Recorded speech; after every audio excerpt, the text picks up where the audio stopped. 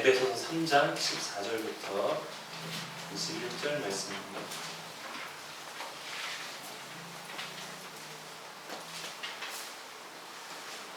에베소서 3장 14절에서 21절 말씀입니다.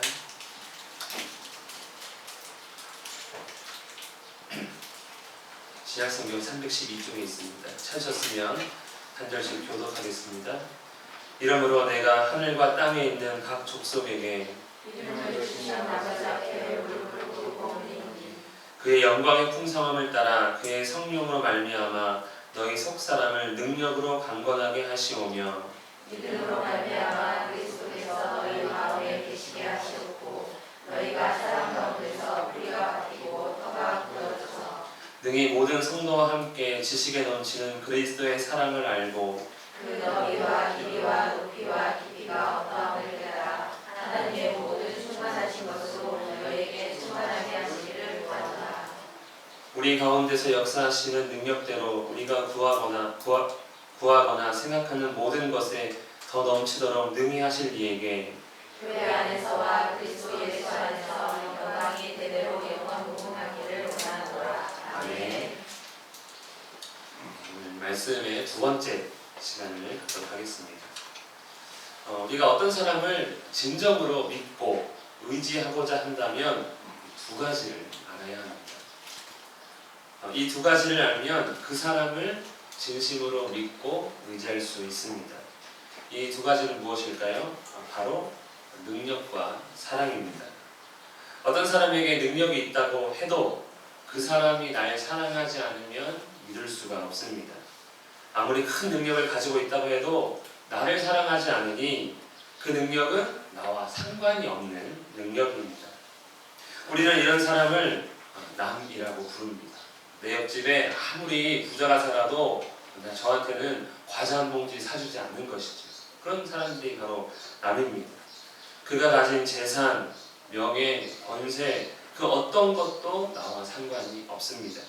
그래서 아무 관심 없는 남을 믿을 수가 없는 것이죠. 반대로 어떤 사람이 나를 자기 목숨처럼 사랑하지만 아무 능력이 없다면 이건 역시도 믿을 수가 없습니다. 여러분, 능력 없는 사람을 얼마나 믿고 의지할 수 있을까요? 나의 사랑하는 그 마음에 감동할 수는 있습니다. 물론 그 사람의 눈이 멀어 그 사람의 능력이 보이지 않고 결혼해서 살 수도 있습니다. 하지만 그 능력을 아는 순간, 능력이 없다는 것을 안다면 실제로는 믿고 의지할 수 없는 것이죠. 그래서 내가 더 막 애쓰고 수고하는 경우도 많이 있습니다. 우리는 이런 사람을 왼수라고 부릅니다. 왼수. 능력이 부족해서 사고만 치는 내 남편, 내 아내, 내 자식 왼수라고 부르죠. 원수는 아닌데 왼수라고 부릅니다. 사랑하지만 미워하기도 애매한 사람들. 사실 믿는다기보다는 그냥 사랑하고 덮어주는 것이 강합니다. 혹시나 하는 마음에 기대해보지만 역시나 하는 왼수들이 이렇게 모여있지 않습니까? 사람이란 존재 과연 얼마나 믿을 수 있을까요? 아무리 노력해도 능력은 부족하고 또 사랑도 마찬가지입니다. 아무리 크다고 해도 이 사람의 사랑이라는 것이 바르게 하고 싶어도 잘 안 됩니다. 사랑해서 행하면 그것은 온전한 사랑이 아닌 경우가 많은 것이죠. 그렇기에 사람은 믿을 수 없는, 의지할 수 없는 그런 존재입니다. 또한 결정적으로 죄로 인해 타락했기 때문에 저주 아래에 있기 때문에 의지할 수가 없습니다. 이렇게 생각할 수 있습니다. 목사님, 누군가를 믿어야 하고 의지해야 합니까? 그냥 나 혼자 살면 되잖아요. 이렇게 할 수 있습니다. 네, 맞습니다. 그것이 가능하면 그렇게 하면 됩니다. 다 귀찮게 뭐하러 믿고 서로 그렇게 살아야 합니까? 혼자 살 수 있는데. 가능해 보이는 것 같지만 실제로는 어떻습니까? 불가능합니다. 환경이 받쳐주니까 뭔가 다 혼자 살 수 있을 것 같고 1인 가구도 많이 늘어난다고 하지만 여러분, 식, 주, 입는 거, 먹는 거, 자는 거 여러분, 나 혼자 해결할 수 있는 게 얼마나 됩니까? 냉장고에 열면 먹을 거 많은데요. 여러분, 다 떨어지면 어떡할 거예요? 농사 져가지고 배추라도 심을 겁니까? 아무것도 할 수 없는 나 자신. 결국 죽음 가운데 티끌로 가야 하는 이러한 인생은 아무것도 할 수 없는 것이지. 우리는 하나님의 형상으로 지음을 받았지만 하나님의 이름처럼 스스로 있는 자가 아닙니다. 연약하고 부족한 인생. 그래서 서로 의지하고 믿고 살아가야 하는 인생이 된 것입니다. 죄로 인해 여러분 인생은 어떻습니까? 하나님도 모르니 사람들은 땅을 의지하든 하늘을 의지하든 돈을 의지하든 어쩔 수 없이 사람을 의지하든 왼수 같아. 그래도 어떡하냐, 너랑 서로 의지해야지 하며 살아갑니다. 그렇기 때문에 우상도 만들고 또 그것을 섬기고 그것 앞에서 빌고 제사도 하는 것이지. 우리 인생의 부족함을 여실히 드러내는 그러한 모습입니다. 이러한 불쌍한 인생, 연약한 인생에 하나님께서 예수님을 통해 자기의 사랑과 능력을 나타내 주셨습니다. 그리고 자기를 믿고 의지하라고 말씀하십니다. 나는 너의 하나님이 되고 너는 나의 백성이 되라 라고 먼저 제안해 주신 것이지요. 그래서 나는 생명의 떡이니 내게 오는 자는 결코 주되지 아니할 터이요 나를 믿는 자는 영원히 목마르지 아니하리라 하며 우리를 초대하십니다. 완전한 능력과 온전한 사랑의 하나님. 이러한 조건을 따지면 믿고 의지하는데 조금도 부족함이 없습니다. 여러분 하나님을 믿고 의지하십니까? 우리 17절 말씀 중간부터 중간에 너희가부터 우리 18절까지 말씀을 읽도록 하겠습니다. 너희가부터 시작. 너희가 사랑 가운데서 뿌리가 박히고 터가 굳어져서 능히 모든 성도와 함께 지식에 넘치는 그리스도의 사랑을 알고. 아멘.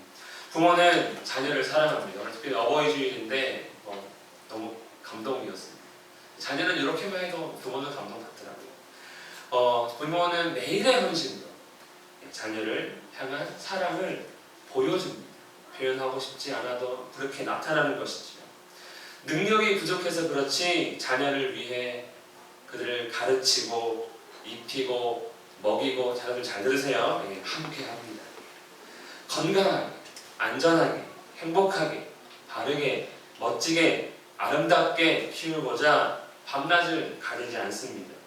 자녀가 잘 되는 일이라면, 또 좋아할 만한 일이라면 그럴 가능성이 조금만 보여도 자기 자신은 더 힘들어도 되는 사람, 그 사람들이 바로 부모 아니겠습니까? 그런데 자녀들은 뭐라고 합니까? 나한테 해준 게 뭐 있어? 나 사랑하긴 해? 우리는 다 지금 식구가 많으니까 엄마는 뭐 첫째만 사랑하고 나는 안 사랑하잖아, 뭐 이런 마스크 써가지고 얼굴이 안 보이는데 이럴 거면 나를 왜 낳았어? 이 말은 안 하더라고요. 여러분 어쨌든 부모 입장에서는 이분 자다가 봉창 두드리는 소리니까 황당한 것이죠. 그렇게 헌신했건만, 그렇게 입혔건만 이게 무슨 호전에서 팔 수도 없고.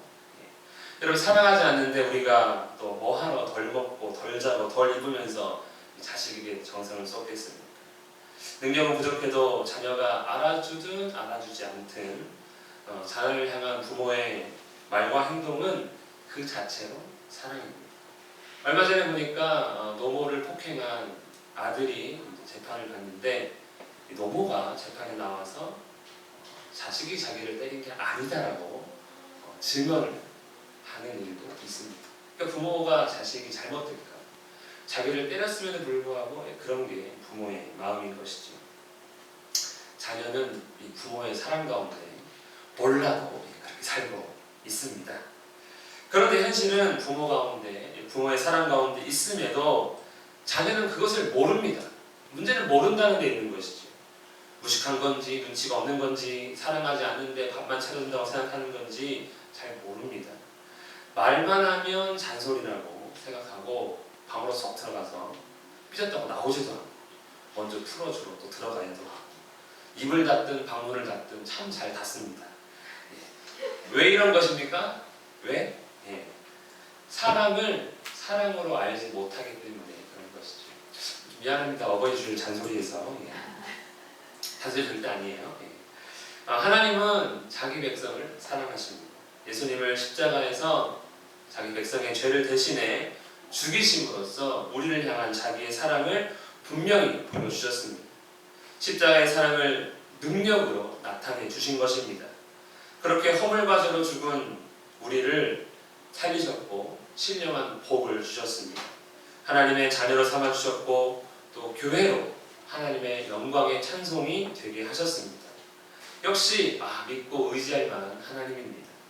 우리 자녀들도 결국에는 힘들면 누구 찾아옵니까? 그래도 자기 사랑한 부모 찾듯이 성도들도 그냥 하나님 없는 것처럼 살다가도 힘들면 또 울면서 나와서 기도하지 않습니까? 그런데 현실은 참 우리의 자녀나 우리 모습이나 비슷한 것 같습니다. 믿는다, 의지한다 말은 하지만 불순종, 대놓고는 불순종하지 않습니다. 은근히 다른 사람은 잘 모르게 불순종하는 것이죠. 순종하는 것 같은데 순종이라고 말할 수 없습니다. 왜 그렇습니까? 많은 이유가 있겠지만 하나님의 사랑이 나에게, 우리에게 별 볼 일 없는 모습으로 다가옵니다. 예수님께서 죽으시고 3일 만에 부활하셨습니다. 하나님의 자녀가 되었습니다. 하나님의 자녀로 나를 삼아 주셨다고 말씀하십니다. 나도 조금 믿을만해서 믿는다는 것이지요. 영광스러운 교회의 몸된 지체가 되게 하셨습니다. 그런데 별로 달라지는 것이 없습니다. 여러분, 우리가 예수님 믿고 뭐가 달라졌습니까? 설교는 다른 사람은 은혜로 산다고 말하는데 나는 여전히 내 노력, 내 수고, 내 인내로 살아가는 것 같습니다. 어떤 사람은 별로 노력 안 하는 것 같은데 저렇게 은혜 받는 것 같고 나는 맨날 생고생만 하는 것 같고 그런 느낌이 있는 것이죠. 이론적으로는 주의 말씀이 완벽한데 현실적으로는 의심스럽습니다. 그러면서 예배에 나오지 않는다며, 기도하지 않는다며, 말씀 읽지 않는다며, 말씀대로 살지 않는다며 막 목사를 통해 잔소리란 잔소리를 다 퍼붓는 것만 같습니다. 죄를 지으면 혼난다고 은근히 협박도 하시고, 그러니 뭐 하나 하려고 해도 특별히 그게 내 마음대로 하려고 하는 것 같으면 마음이 불편해가지고 아는 권사님, 집사님한테 확인을 받고 싶어 하는 것이지요. 하나님을 믿고 의지한다고 말하지만 현실적으로는 참 어려운 노릇을 하는 것입니다. 우리가 세상에서 예수님의 뜻대로 살아야 하는 것을 알면서도 그러지 못하는 이유가 무엇일까요? 세상에 대한 염려와 근심, 정욕 때문일까요? 그렇지 않습니다. 하나님의 위대한 능력, 놀라운 사랑을 안다라고 말하지만 제대로 알지 못하기 때문입니다. 보지 못하기 때문입니다. 그러니 온전히 바뀔 수가 없는 것이죠. 찬양할 때, 기도할 때, 또 말씀 들을 때는 뭔가 좋은 것 같고, 이해가 되는 것 같고, 그래 그렇게 살아볼만 하겠다 같은데 세상에 나가서 막상 그렇게 살자니 불안합니다. 하나님 나한테 뭔가 해주는 게 별로 없는 것 같습니다. 들을 때는 아멘할 수 있는데 행할 때는 아멘할 수가 없습니다. 성령의 충만함으로 성도답게 생활합시다. 아멘 하는 것이죠. 하나님의 말씀대로 하나님의 예수님께서 성도들의 마음 가운데 함께 하십니다. 아멘 할 수 있습니다. 그런데 생활에서는 하나님의 은혜로 통장의 잔고가 좀 불든가, 내 집, 내 직장 이런 것들을 다른 사람이 좀 부러워하든가 할 때 하나님께서 나에게 은혜를 풀어주셨어. 아멘 하는데 그런 아멘 할 일이 실제로 많이 없지 않습니다.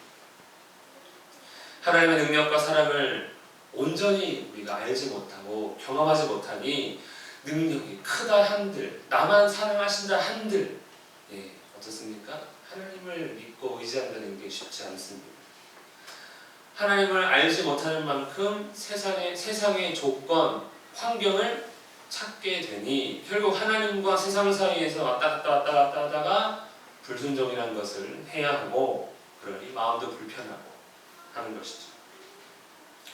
우리 흔히 장가 갔더니 철 들었구나 하는 말을 저는 듣고, 시집장가 갔더니 어쨌든 결혼하더니 철 들었구나, 여자는 애 낳았더니 철 들었구나, 남자는 군대 갔다 왔더니 철 들었구나 하는 말을 많이 합니다. 무슨 말입니까? 결혼해서 아기 낳아 보니 부모의 마음, 자신을 향한 그 부모의 사랑을 그제서야 깨닫고 부모 말을 드디어 들어주기 시작했구나. 뭐 이런 의미입니다. 여러분, 성도로서 언제 성도답게 하나님 백성으로서 살 수 있을까? 그것은 바로 하나님의 위대한 능력, 우리를 향하신 놀라운 사랑을 깨달았을 때, 보게 되었을 때 비로소 진정으로 의지할 수 있는 그런 환경이 열리는 것입니다. 하지만 이 일이 어렵습니다. 너무 어렵습니다. 너무 어려우니까 모든 우리가 예수 믿는다 하면서도 다 같이 함께 믿는다 하면서도 하나님 이야기보다는 세상 이야기, 세상에 돌아가는 이야기 더 많이 하지 않습니까? 왜냐하면 하나님보다는 눈에 보이는 게 더 확실하기 때문에 그렇습니다. 그래서 하나님께 기도하는 것이죠. 너무 어렵기 때문에 하나님께 기도하는 것입니다. 여러분, 하나님 아버지가 참 힘드시겠습니다. 물론 우리도 비슷한 경험을 하고 살지만 능력 행하셔야 되고 사람 베푸셔야 되고 이제 그것을 알도록 하기까지 해야 하니 얼마나 힘이 드시겠습니까? 그럼 하나님은 우리로 하여금 어떻게 자신의 그 사랑을 깨달을 수, 알도록 하실까요? 17절의 기도에서 힌트를 얻을 수가 있습니다. 너희가 사랑 가운데서 뿌리가 박히고 터가 굳어져서. 사랑을 알게 하기 위해서는 어떻게 해야 합니까? 계속 사랑해야 됩니다. 이 사랑의 문제는 알게 하려면 끝까지 사랑해야 한다는 게 문제예요. 중간에 성내에 대한 사랑하는 게 깨져버립니다. 끝까지 사랑을 해야 합니다. 하나님은 성도를 또 교회를 끊임없이 사랑하셔서 사랑 가운데 머물게 하고 계십니다. 이미 능력으로 성도 삼아 주셨고 또 교회 삼아 주셨지만 끊임없이 사랑을 베푸셔야 합니다.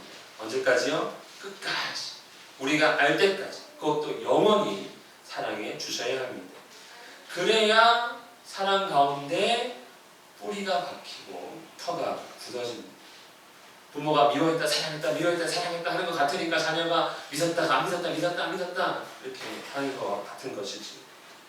여러분, 그럼 우리가 알 때까지 베푸셔야 하는 하나님의 사랑은 어떤 것일까요? 그것은 말씀이라고 할 수 있습니다. 말씀으로 창조하신 하나님은 태초부터 지금까지 말씀하십니다. 요한복음 1장 1절에 태초에 말씀이 계시니라. 이 말씀이 하나님과 함께 계셨으니 이 말씀은 곧 하나님이시니라. 그 안에 생명이 있었으니 이 생명은 사람들의 빛이라. 이 말씀은 글이 아닙니다. 책이 아닙니다. 생명입니다. 하나님입니다. 그리고 사랑입니다. 그래서 오늘 말씀 17절을 조금 바꾸면 사랑 가운데 곧 말씀 가운데서 뿌리가 박히고 터가 굳어져서 합니다. 여러분, 말씀 가운데 계십니까? 우리 부모들이 자녀들에게 계속 말합니다. 근데 듣는 모든 사람들은 다 잔소리를 듣는 것이지요. 하지만 부모님은 어떤 것입니까? 잔소리하는 것입니까? 사랑하는 것입니까? 예, 우리 부모님 먼저. 자, 시작. 뭐 하는 것입니까? 사랑하는 것입니다. 우리 자녀들, 여러분 부모님들 잔소리하고 있어요. 사랑받는 것입니까? 잔소리 듣는 것입니까? 시작. 예, 잔소리. 침묵인데 잔소리처럼 들려요. 크게 들려요. 예. 하나님은 우리에게 끊임없이 말씀하고 계십니다. 말씀으로 창조하셨고 말씀으로 다스리시고 그 말씀이 이 땅에 오셨고 지금도 성경으로 기록하셔서 말씀하십니다. 즉 우리가 알든 알지 못하든 하나님은 끊임없이 우리를 심지어 믿지 않는 사람들까지도 사랑 가운데 거하게 하고 있습니다. 말씀 가운데 있다면 이제 어떻게 해야 합니까? 뿌리가 박히고 터가 굳어져야 합니다. 우리가 알고 있듯이 뿌리를 박는 것, 뿌리로 터를 잡는 것은 식물입니다. 식물도 우리가 화분 몇 개 있는데요. 식물은 일단 그것이 옥토이든지 길가든지 상관없이 돌밭이든지 상관없이 그곳에 씨앗이 떨어지면 그곳에서 살든지 죽든지 결정을 봐야 합니다. 죽을 것 같다고 그 씨앗이 나 여기 힘들어서 못 살겠네 하고 다른 곳으로 갈 수가 없습니다. 그냥 죽어야 됩니다. 사는 놈은 옥토면 옥토대로 또 살 수 있는 것이죠. 이렇게 식물이 한번 뿌리를 내리고 털을 잡으면 그 땅에 있는 영양분으로 생과 사를 결정하듯이 하나님의 자녀가 되었으니 또 그 사랑 가운데 있으니 그 사랑, 그 말씀에 모든 것을 맡겨라. 이걸로 너의 인생의 승부를 걸어라 하는 의미입니다. 그 말씀이 이해가 되지 않아 손해보는 것 같아도, 유익하지 않은 것 같아도 그 약속, 그의 가르침, 그 말씀대로 살아봐라. 뿌리를 내려봐라 입니다. 그러면 18절에 지식에 넘치는 그리스도의 사랑을 알게 된다 입니다. 솔직히 예수님의 약속이나 말씀을 보면 그대로 따르기 진짜 힘듭니다. 뭐 그런 말씀을 제가 고르기도 하지만 그대로 따르기에는 이해가 안 되는 것이 참 많습니다. 가령 마태복음 5장의 말씀을 보면 나는 너희에게 이르노니 악한 자를 대적하지 말라. 여기까지는 이해할 수 있습니다. 누구든지 오른편 뺨을 치거든 왼편도 돌려대며 또 너희를 고발하여 속옷을 가지고자 하는 자에게 겉옷까지도 가지게 하며 또 누구든지 너로 억지로 오리를 가게 하거든 그 사람과 심리를 동행해 주고 내게 구하는 자에게 주며 내게 꾸고자 하는 자에게는 거절하지 말라. 예수님은 이런 종류의 말씀을 은근히 많이 하셨고 심지어 네가 하나님 나라에 들어가야 되는데 손이 범죄하거든 뭐하라? 잘라버려라. 눈이 범죄하게 하거든 뽑아버려라. 이러면 이 말씀을 어떻게 우리가 순종할 수가 있겠습니까? 하나님의 사랑을 경험하는 것은 좋은데 뭔가 좀 이해가 되고 앞뒤가 맞아야 그래 저렇게 살아볼만 하겠어 라고 생각할 수 있는데 그런 말씀들이 참 많이 없으니 어떻게 하겠습니까? 그래서 18절에 뭐라는 것입니까? 지식의 이하, 상식 이하의 말씀에 알게 되는 것이 아니라 뭐라고 합니까? 지식에 넘치는 상식을 초월하는 하나님의 사랑은 그렇게 경험하는 거다라고 말씀하는 것입니다. 말씀에 순종하기만 하면 우리가 알아가고 있는 그러한 사랑, 인간 세상에 있는 그러한 사랑과는 전혀 비교할 수 없는 위대한 그리스도의 사랑, 지식을 초월하는 사랑을 경험할 수 있게 될 것입니다. 하나님은 자기 백성으로 하여금 오직 말씀만이 능력이요 사랑임을 어떻게든지 경험시키고자 하는 것입니다. 왜냐하면 말씀이 아닌 재물이나 권세, 이런 세상에 있는 것들로 하나님의 사랑이라고 경험시켜 놓으면 여러분 하나님을 의지하겠습니까? 하나님 믿겠습니까? 우리가 지금까지 신앙생활 해오면서 크게 잘못된 것은 뭐냐면 내가 믿었더니 부자가 되더라. 내가 믿었더니 출세하더라. 이런 식의 간증이 무엇을 믿게 만듭니까? 하나님이 나한테 재물 주잖아. 왜 하나님은 우리 집을 이렇게 어렵게만 만들어? 라는 식으로 변질시키는 것이 얼마나 많습니다. 하지만 하나님은 그 말씀 가운데에서 우리로 하여금 그 사랑을 깨닫게 하셔서 말씀을 의지하며 이 땅을 살아가게 하시기를 원하는 것입니다. 우리 모두 하나님의 말씀 가운데 주의 사랑 알게 되기를 간절히 원합니다. 우리 마지막으로 19절 말씀 읽도록 하겠습니다. 19절입니다. 시작. 그 너비와 길이와 높이와 깊이가 어떠함을 깨달아 하나님의 모든 충만하신 것으로 너희에게 충만하게 하시기를 구하노라. 아멘. 말씀의 뿌리가 박혔을 때, 터가 굳어졌을 때, 그래서 지식에 넘치는 그리스도의 사랑을 알게 될 때 우리는 놀랄 것입니다. 와, 상상을 초월하네. 그 말도 안 되는 말씀에 순종했더니 이게 이렇게 놀라운 일로 바뀌네? 라는 것이지요. 왜냐하면 하나님의 사랑은 그 하나님의 충만하신 것, 곧 하나님의 전부를 나에게 조금도 아끼지 않고 부어주고 계심을 알게 될 것이기 때문입니다. 그래서 그 높이, 깊이, 넓이를 아무리 내가 측량하고 싶어도 와, 대단하네 라는 것이죠. 요한일서 2장 5절 말씀에 누구든지 그의 말씀을 지키는 자는 하나님의 사랑이 참으로 그 속에서 온전하게 되었나니 이로써 우리가 그의 안에 있는 줄을 아노라. 말씀 가운데 있는 사람은 사랑 가운데 있고 사랑 가운데 있는 사람은 하나님 안에 있음을 깨닫게 되고 그 안에 있는 사람은 하나님의 그 무한하신 사랑을 깨닫게 된다는 것입니다. 사람을 보면 또 세상을 보면 그 무엇도 믿을 수 없고 의지할 수 없는데 하나님의 능력과 사랑을 알게 되니 비로소 온전히 하나님만 믿고 의지하게 되는 것입니다. 여러분, 이 바울의 기도가 우리의 기도가 되고 우리의 기도에 하나님께서 응답해 주시기를 간절히 원합니다. 하나님은 오늘 본문에 보면 하나님은 지난주 나눴지만 하나님은 성령으로 마음을 강건하게 하시고 믿음으로 그리스도께서 마음에 함께 계시기를 원하고 또 오늘 말씀에 보면 우리의 마음이 하나님의 사랑을 깨달아 알게 되기를 원하십니다. 가만히 보니까 하나님은 우리의 마음에 참 관심이 많으세요. 그 마음을 어떻게 해서든지 구워 삶으려고 하십니다. 왜 그러실까요? 단지 우리가 예수님 믿는다 하면서도 성도답게 살지 않는 것이 그저 답답해서 그런 것일까요? 누가복음 8장 12절에 길가에 있다는 것은 말씀을 들은 자니 이에 마귀가 와서 그들이 믿어 구원을 얻지 못하게 하려고 말씀을 그 마음에서 빼앗는 것이요. 이 네 종류의 땅에 떨어진 씨앗 비유 중에 이 길가에 떨어진 씨를 보면 이렇게 설명을 하신 것입니다. 그 마음에 탁 뺐다. 그 말씀을 딱 빼먹어 버렸다. 사탄이 구원받은 성도, 그리스도의 몸된 교회의 지체가 된 우리는 무엇을 지키며 살아가야 합니까? 재산을 지키고 가족을 지키고 또 나의 어떠한 중요한 것들을 지키며 살아가야 하는 것도 맞지만 무엇보다 무엇을 지켜야 한다는 것입니까? 내 마음을 지켜야 합니다. 잠언 4장 13절 모든 지킬 만한 것 중에 더욱 내 마음을 지키라. 생명의 근원이 이에서 남이니라.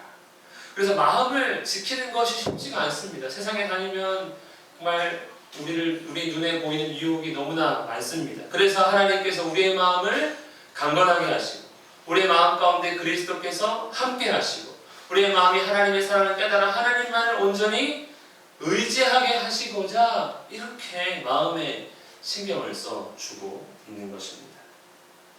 우리 모두 말씀 가운데 하나님의 사랑을 깨달아 온전히 하나님을 믿고 의지하며 영원한 생명을 지키며 하나님의 영광에 산속이 되는 우리 모두가 되기를 예수님의 이름으로 축복합니다. 기도하겠습니다. 특별히 이 시간 함께 기도하기 원합니다. 기도하실 때 하나님 성령으로 우리의 마음을 강건케 하여 주시옵소서. 믿음으로 말미암아 그리스도께서 우리 마음 가운데 함께 계시옵소서.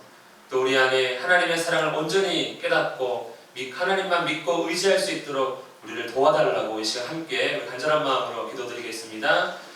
살아계신 하나님 아버지, 주의 은혜와 사랑을 감사합니다. 하나님이시여 참으로 우리의 마음을 지키사 우리의 영원한 생명을 지키며 이 땅 가운데 주님만 의지하며 주님을 바라보며 주님과 함께하며 주님과 동행하는 우리의 삶 될 수 있도록 도와주시옵소서. 성령으로 우리에게 충만케 하여 주시옵소서. 아버지 믿음으로 말미암아 우리 믿음을 더욱더 아버지 굳건하게 하사 아버지 그리스도께서 우리 마음 가운데 함께 계셔 주시옵소서. 살아계신 하나님 아버지, 우리가 정말 우리의 지식에 넘치는 그리스도의 사랑을 깨달아 하나님 아버지만을 믿고 의지하며 살아갈 수 있는 우리 모두가 될 수 있도록 역사하여 주시옵소서. 살아계신 하나님 아버지, 우리의 마음이 주님 앞에서 온전히 지킴을 받기 원합니다. 우리의 마음이 세상 가운데 흔들리지 않기를 원합니다. 강건케 하시고 주님만 보게 하시고 주님만 의지하게 하여 주시옵소서. 말씀으로 세상을 창조하신 그 주께서 우리 가운데 말씀하셨사오니 그 말씀을 의지하며 순종하며 말씀 가운데 주의 사랑을 경험하며 말씀으로 살아갈 수 있는 우리의 삶 될 수 있도록 역사하여 주시옵소서. 주님을 간절히 바라원합니다. 주님 함께하여 주시옵소서. 살아계신 하나님 아버지, 오직 사랑 가운데 그 생명의 말씀 가운데 거하기를 원합니다. 지식에 넘치는 주의 사랑 깨달아 오직 하나님만 믿고 의지하는 우리 모두가 될 수 있도록 역사하여 주시옵소서.